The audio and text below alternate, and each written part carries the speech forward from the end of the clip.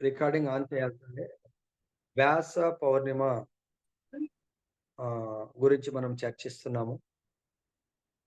వ్యాస పౌర్ణిమ అంటే వ్యాసుడు స్వయం భగవంతుడి యొక్క అవతారం, శక్తావేశ అవతారం.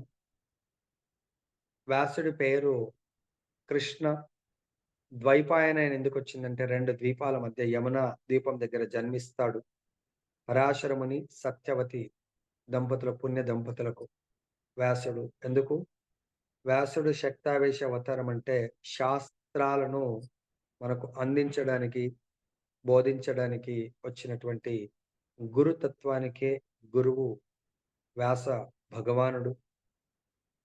దత్తాత్రేయుడిని ఎలా అయితే బ్రహ్మ, విష్ణు, మహేశ్వరులు అంటారో, వేదవ్యాసుల వారు గూడా ఆయన లోపల బ్రహ్మ, విష్ణు, మహేశ్వర ముగ్గురి కంటే కూడా చాలా ఉత్తమమైనటువంటి సేవ చేయడానికి వచ్చినటువంటి వారు వ్యాసుల వారు.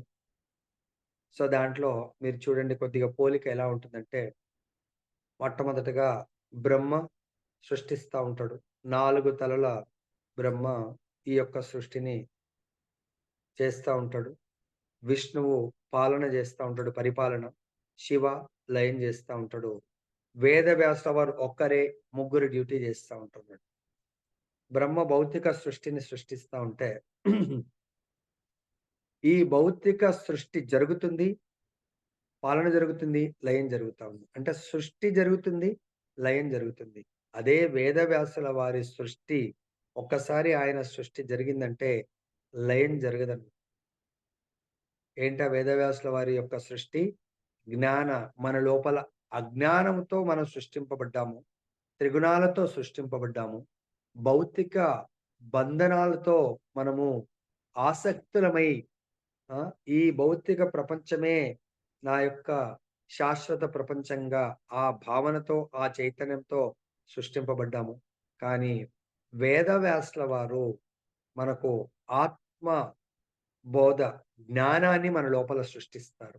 ఒకసారి వ్యాసుడి యొక్క కృప, ఈ యొక్క జ్ఞాన సింధు, వ్యాసుడి యొక్క పరంపరల వ్యాస భగవానుడి యొక్క పరంపరలో గురువు వ్యాసుడి యొక్క దాన్నేమంటారు రిప్రజెంటేటివ్ ఆ గురువుగారి ద్వారా మనకు జ్ఞానబోధ జరిగిందనుకోండి. ఒకసారి జ్ఞానమనే సృష్టి, జ్ఞానమనే జ్యోతి మన లోపల వెలిగిందంటే, ఇంకా ఆ జ్ఞానం పరంపర అనుగతంగా వచ్చినటువంటి జ్ఞానము లయం జరగదు. ఎందుకు? ఆత్మ జ్ఞానబోధ అది. అది మనకు భగవంతుడు కూడా చెప్పారు. జన్మ జన్మలకు ఈ ఆధ్యాత్మిక జ్ఞానము కంటిన్యూ అవుతుంది. భౌతికంది మాత్రం ఈ శరీరంతో అంతమైపోతుంది. చూడండి బ్రహ్మ యొక్క సృష్టి అంతమవుతుంది. అదే వేదవ్యాసుల వారి యొక్క సృష్టి, ఆధ్యాత్మిక జ్ఞాన సృష్టి మన లోపల ఒక్కసారి ఆ సృష్టి జరిగిందంటే, అది అంతము కానటువంటి సృష్టి. అది మనని భగవద్ధామం తీసుకెళ్ళేటువంటి సృష్టి. అదే బ్రహ్మ యొక్క సృష్టి. పునరపి జననం, పునరపి మరణం. ఈ చక్రంలో, కాలచక్రంలో తిరుగుతా ఉంటాం, తిరుగుతా ఉంటాం. కానీ అదే వేదవ్యాసుల వారి సృష్టి వల్ల కాలచక్రం నుంచి ముక్తి కలిగిస్తుంది. నెక్స్ట్ విష్ణువు యొక్క పరిపాలనలో మనకు చాలు అనిపిస్తా ఉంటుంది. విష్ణువు మనకేమిస్తున్నాడు?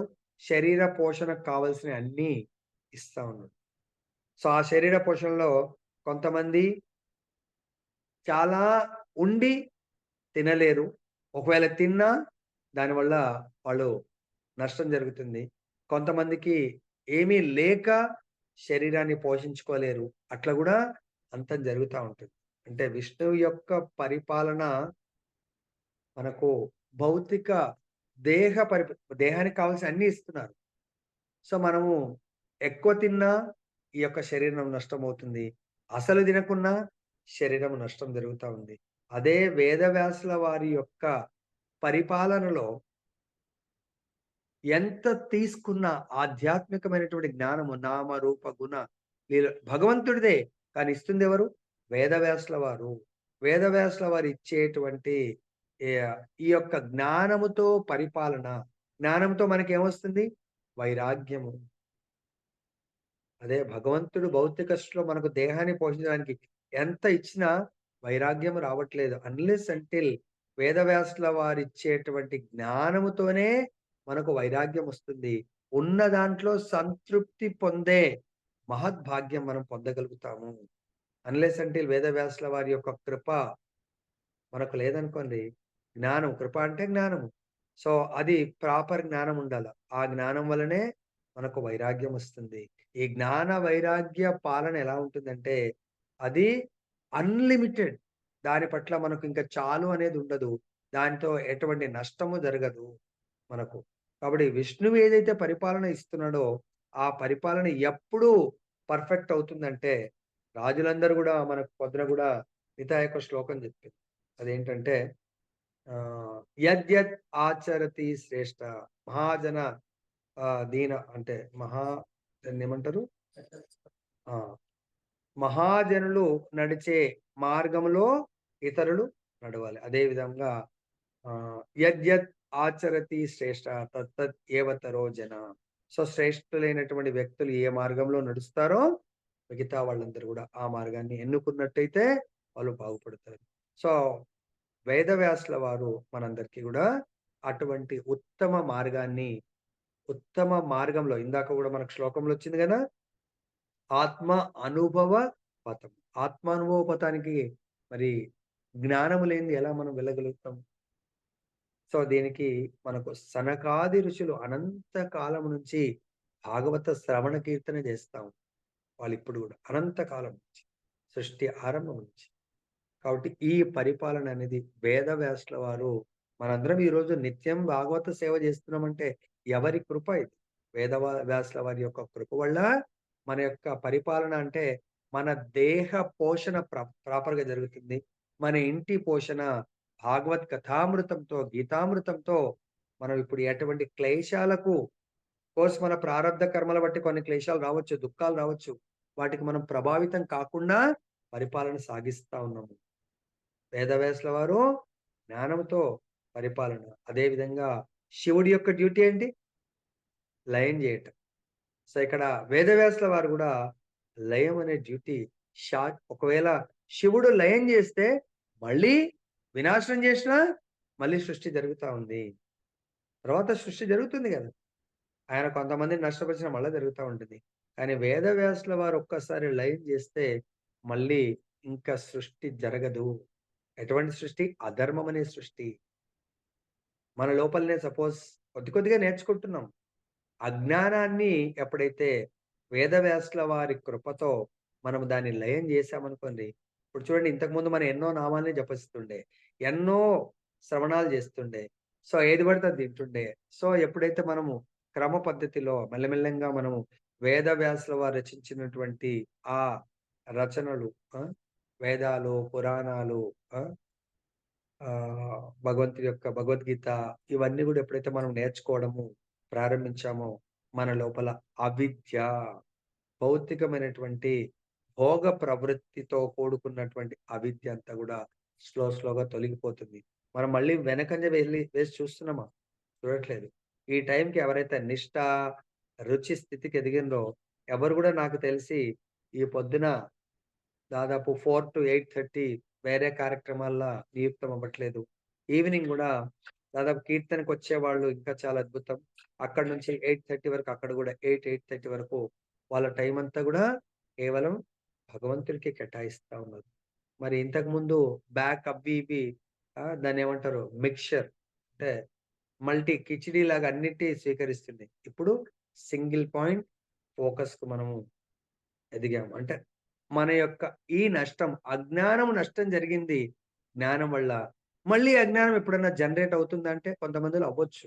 అంటే వాళ్ళు ప్రాపర్ లైట్ జ్ఞాన జ్యోతిని తీసుకొని ప్రయోగాత్మకంగా, ఆచరణ యోగ్యంగా, ఆచరణాత్మకంగా వాళ్ళు ప్రవేశపెట్టకపోతే వాళ్ళ గురించి నేనేం చెప్పలేను.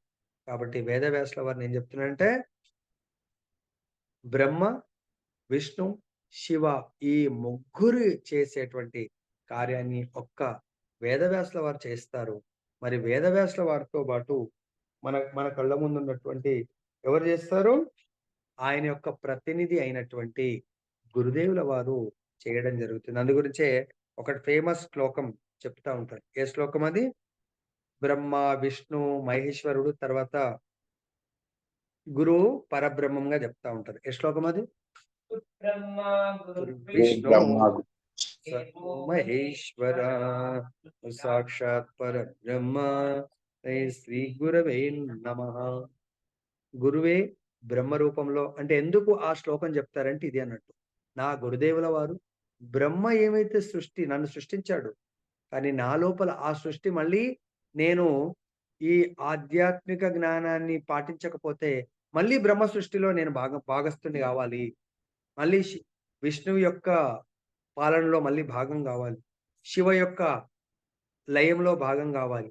కానీ నా గురుదేవుల వారు ఆ ముగ్గురి పాత్ర ఒక్కరే పోషించి నన్ను సాక్షాత్ వైకుంఠ లోకానికి, సాక్షాత్ గోలోక వృందావనంలో నా సృష్టి ఉండదు, పాలన ఉండదు.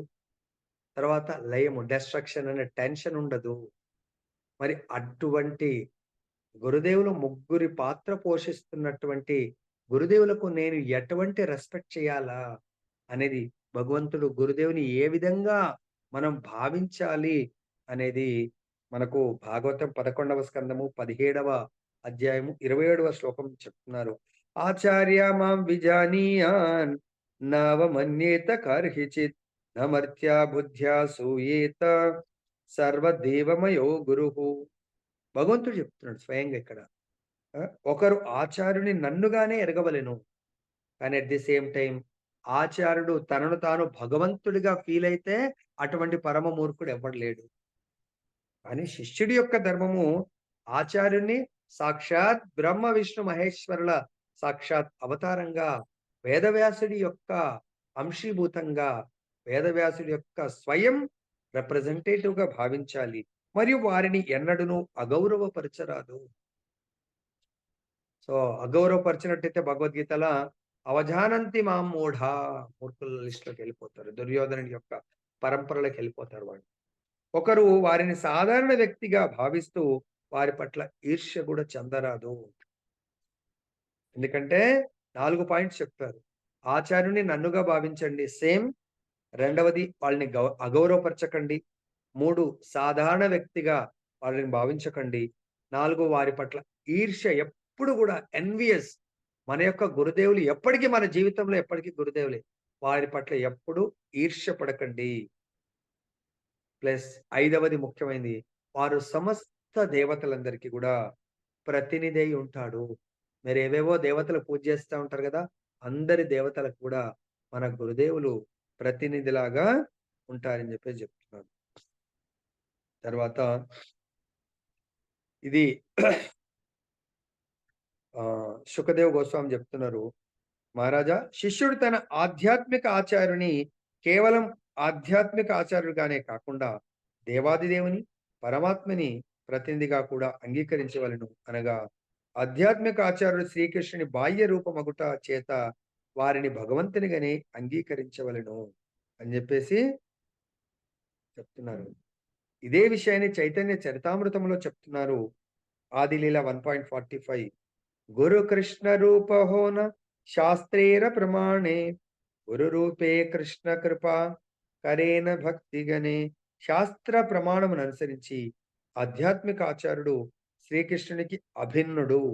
శ్రీకృష్ణునే ఆధ్యాత్మిక ఆచార్యుని రూపంలో తన భక్తులను ఉద్ధరించును. ఈ శరీరాన్ని క్యాలిక్యులేట్ చేయదు. ఈ శరీర రూపంలో భగవంతుడే కొన్నిసార్లు పరకాయ ప్రవేశం అనే విద్య ఉంది కదా! అలా సాక్షాత్ భగవంతుడే ఈ శరీర రూపంలో ఆ! జ్ఞానబోధన చేస్తూ, నా లోపల ఉన్నటువంటి తప్పులను తొలగిస్తూ, నా లోపల ఉన్నటువంటి అనర్థాలను తొలగిస్తూ, నన్ను ఉద్ధరించడానికి వచ్చినటువంటి సాక్షాత్ భగవంతుడిగా మనం భావించాలని చెప్పేసి చెప్తున్నారు. సో, ఇది నా గురుదేవులకు ఇటువంటి జ్ఞానం ఎందుకు ప్రకటితమవుతుందంటే, యస్య దేవే పరా భక్తి యథా దేవే తథా గురౌ తస్యైతే కథితా హి అర్థాః ప్రకాశంతే మహాత్మనః. సో, ఇక్కడ చెప్తున్నారు శ్వేతాశ్వతర ఉపనిషత్తులో సహజంగానే భగవంతుల్లోని మరియు ఆధ్యాత్మిక ఆచారంలోనూ అచంచలమైన విశ్వాసం కలిగినట్టి మహాత్ములకే వేద విజ్ఞాన సారము ప్రకటితమగును. సో, కాబట్టి అందుగురించే మనకు దీంట్లో గూడా చెప్తారు చైతన్య చరితామృతంలో అందరికంటే గొప్ప అదృష్టవంతుడు ఎవరు అంటే, బ్రహ్మాండ భ్రమతే కౌన భాగ్యవాన జీవ గురు కృష్ణ ప్రసాదే పాయ భక్తిలతా బీజ. సో, ఎవరైతే గొప్ప అదృష్టవంతుడని మీరు అనుకుంటున్నారో, వారు బ్రహ్మాండం మొత్తం తిరిగితే గురు మరియు కృష్ణ కృప ప్రసాద రూపంలో ఎవరికైతే లభ్యమవుతుందో వారు మాత్రమే గొప్ప అదృష్టవంతులుగా భావించాలి. అందుగురించే మనము ఈ వ్యాస ఆసనం ఎవరైతే గురువుగారు కూర్చుంటారో, ఆ ఆసనాన్ని సాక్షాత్ వ్యాస భగవానుడి యొక్క ఆసనంగా అక్కడి నుంచే జ్ఞాన జ్యోతి మనకు గురువు ద్వారా ప్రకటితమవుతుంది. కాబట్టి ఈరోజు చాలా శుభదినము, సుదినము. వ్యాస భగవానుడు అవతరించినటువంటి రోజు. సో, ఆ వ్యాసుడు మనందరి యొక్క జీవితాల్లో, మన హృదయాల్లో, ఈ యొక్క ప్రపంచంలో అజ్ఞాన అంధకారాన్ని తొలగించడాని కొరకు అవతరించారు. కాబట్టి ఈరోజు వ్యాస భగవానుని ప్రతి ఒక్కరు పూజించాలి. ఏ విధంగా? వ్యాస రూపంలో ఉన్నటువంటి గురుదేవుని పూజించాలి. అదే విధంగా మన ఇంట్లో మొదటి గురువు తల్లిని పూజ చేయాలి. తండ్రిని గూడా సేవించాలి. తర్వాత మనకు ఆచార్యుడిని సేవించాలి. ప్రతిరోజు మనకు క్రమము తప్పకుండా మనని చెయ్యి భగవంతుడి దివ్య జ్యోతి ప్రకా ప్రకాశం కలిగిస్తున్నటువంటి ఆ దేవదేవుడి చరణాల సేయుడు. ఈ భవసాగరాన్ని దాటడానికి భగవంతుడి పాద పద్మాల అనే నౌకను మనని ఎక్కించడానికి ప్రయత్నం చేస్తున్నటువంటి గురుదేవులని ఎప్పుడు కూడా మన హృదయంలో సేవ్ జేయాలి. పర్మనెంట్ మెమరీలో. సేవ్ జేయటమే గాదు, గురుదేవులని నిత్యము, నిరంతరము ఎవరైతే స్మరిస్తారో, వ్యాస భగవానుని స్మరించినట్టే. ఎవరైతే వ్యాస భగవానుని స్మరిస్తారో, వాళ్ళ జ్ఞాన జ్యోతి ఎప్పుడు గూడా మెమరీ ఎప్పటికి చిరస్థాయిగా ఉంటుంది. ఆ మెమరీతో వైరాగ్యంలో వైరాగ్యంతో బాటు అంతిమ గడియలొచ్చినప్పుడు తప్పకుండా లోకానికి మనల్ని పంపించడానికి వ్యాస భగవానుడు సిద్ధంగా ఉంటాడని నేను ఈ సందర్భంలో మీకు చెప్తూ నేను ముగిస్తున్నాను. జై బోలో వ్యాస భగవానికి జై. వ్యాస పూర్ణిమకి జై. గురు పూర్ణిమకి జై. హరే కృష్ణ గురూజీ. ధన్వత్ ప్రణాం గురూజీ.